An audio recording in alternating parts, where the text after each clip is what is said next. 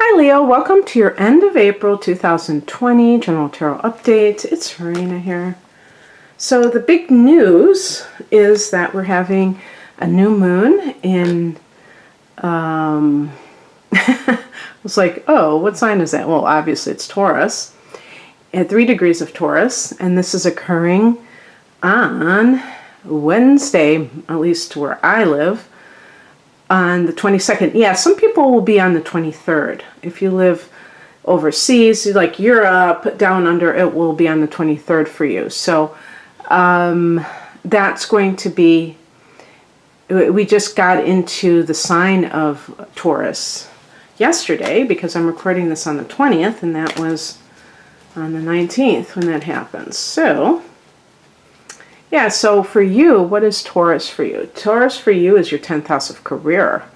So that could be very good for that. And it's you know, it depends on individual situations. For some people, you may even go into a totally new type of career. I believe Uranus is aspecting that new moon, probably. I think Uranus is about 6 degrees. So it's aspecting it. And the great thing about that is that something can come unexpectedly.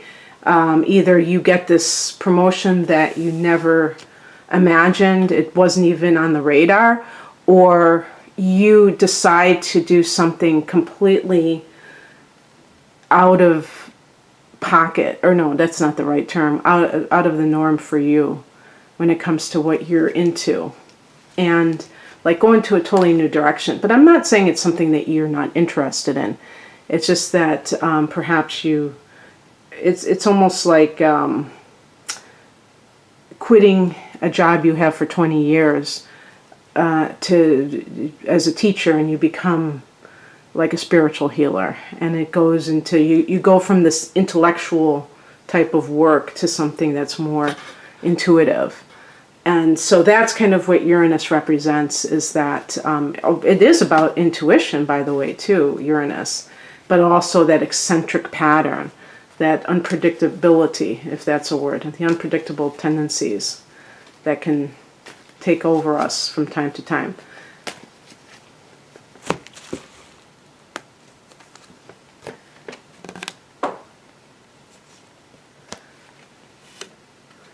We have the royalty represented.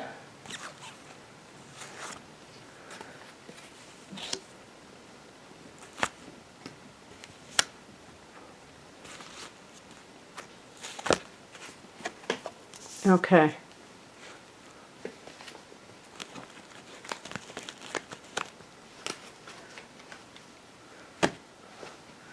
So the heart of the matter is the Queen of Pentacles, and this is a card of, to me, the Earth Mother,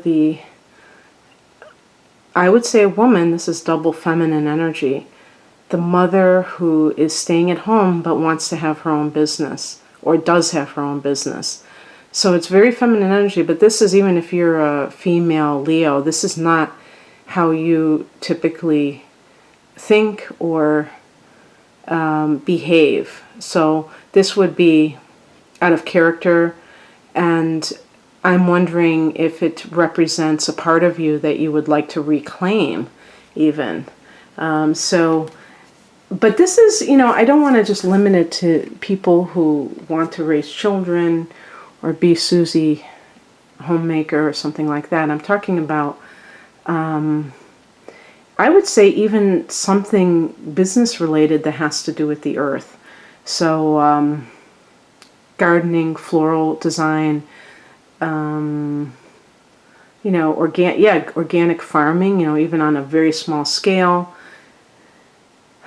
And the earth related. It's funny, in America we have Earth Day on the new moon, which is really cool because it makes perfect sense. I don't know if they planned it out that way to have April 22nd is Earth Day every year, and it just so happens that the new moon falls here. But it isn't, you know, I think every year the sun is in Taurus on April 22nd. I might be wrong about that. There might be exceptions to that, but so something that to me, this is kind of like the divine feminine in the minor arcana. And maybe, let me just keep going. So we have in the past position the King of Swords. And this is somebody who could be of the air element. Your opposite sign is Aquarius, and the other two air signs are Gemini and Libra. And this person, it's interesting, we have the female as the focal point, and this past influence as a male, and they're both in these king and queen roles. So in some cases, because the king can be the father, this could be a relationship that you are in where you are parents. Now, this is possible. What is happening is that you are playing your roles of father and mother in your marriage significant partnership, meaning that you're not really interacting as people. You're just stuck in those roles, or that's the only thing that's keeping you together. Excuse me. So the children are like a buffer to the problems in the marriage, the relationship. Eckhart Tolle talked about that when he was describing how people who are parents, they just interact with their children in this very kind of structured way that is very, it doesn't really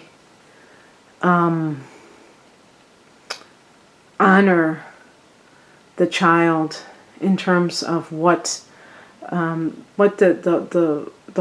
totality of the relationship. And same with husbands and wives. If they just revert back to these roles, then they don't really have true, they don't have an authentic relationship. They're just kind of, it's just like playing that part. And the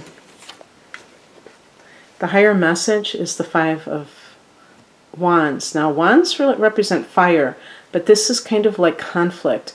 The number 5 is an unstable number. So it can indicate people who are fighting a lot, they're not getting along. And another thing about this is fire signs sometimes are attracted to drama because they don't understand how toxic it is. They think that it's exciting. And it's important to remember that passion and drama are two different things. And definitely having passion in life is so important for, being able to fully embrace the excitement that life can present. But life can't be like that all the time. And that makes some people very uncomfortable because they think that there's something wrong if they're not constantly experiencing these peak experiences. And so in relationships, some people think that the relationship is on the rocks if it just settles down. And the fighting can indicate that the people are just basically incompatible and they just haven't accepted that. They're kind of still trying to, keep that relationship going for whatever reason, maybe because the children, there's children involved or what have you. Also, I would say if you're somebody who is in a career that you may have not realized how stressful, toxic it is. The Five of Wands to me for career matters is dog-eat-dog environment, very competitive, but not very supportive. And the Queen of Pentacles to me is somebody who's chilling, maybe at home, maybe because of what has been going on in the world, that you are at home. You have to stay at home. And this has given you a new insight into the toxic environment that you have been dealing with, that you got used to. And this was one of the things, I think it was a channel or somebody was saying that I was watching was that, this lockdown situation, I don't even like to say the word lockdown because it just goes against my nature. The nature of human beings is freedom, not to be locked down. That's just truth. So, I mean, when I say lockdown, it just, I don't like it. But what we've been dealing with is that it gives people time to really see what they've been dealing with in their life. It gives them time, and they have to face, they've been distracted by so many things. And perhaps the work was a distraction. And now that you're home a lot, you're fighting more. And you're seeing, wow, being with this other person has been eye-opening because I'm able to just get distracted by work and by the kids and all of that busyness. That's not what life is. That's not what life is about. Maybe that's just my opinion, but I just don't think it is. All of that busyness isn't what life is about. That's a distraction. From a very early age, I knew that, and I avoided that type of lifestyle because I knew that I would get lost in that lifestyle. And I knew that I had to retain myself. I knew there was a purpose that I had to retain myself. What crosses you is the Seven of Pentacles. Now, in this particular case, this is the card of the farmer assessing his harvest. What you put in, what type of energy you put in, and what you get out. What is the yield? But I think, as the challenge position, I think because Leo is a fixed sign, I think that you have hung on way too long in some situation because you don't want to change. And so you tell yourself that we'll see how it goes. Like something is going to magically change. And this is, I will say, I'm speaking specifically to people for whom whatever this issue is years old, not something that's recent. Leo is not an impatient sign, although, fire energy tends to be as a whole. So it's kind of like 6 of one, half dozen of the other, I guess. Sometimes you have your answer and you still act like you're not sure. And that's just playing games with yourself if you really are honest about it. What's coming in is the Ace of Cups, new beginnings that connect with love, with, if this is something professional, healing career, could be a new baby. So that's, going back to that original premise. Maybe it's a pregnancy, if it's not actually giving birth.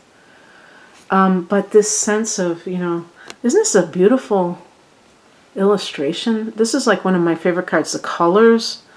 One thing I love about this Morgan Greer deck is that the backgrounds are different colors. And now that I think about it, a lot of that is probably due to the energy that they represent. Because I know the color blue is about healing. I'm pretty sure. It's the fifth chakra is blue. And I see the King of Swords up there. And that can indicate thoughts and, being in your mind too much. But we have for the Ace of Cups, I thought it was healing too. The Ace of Cups would definitely be a card of that. Well, I'll have to check that out. One thing I want to say about the King of Swords, by the way, is that you may be involved with somebody who is very emotionally detached to the point where you're not sure that they care. And if you're, pregnant, or this is something on your mind about staying home, this person, you may feel like you're not with the right person. And it may gnaw at you.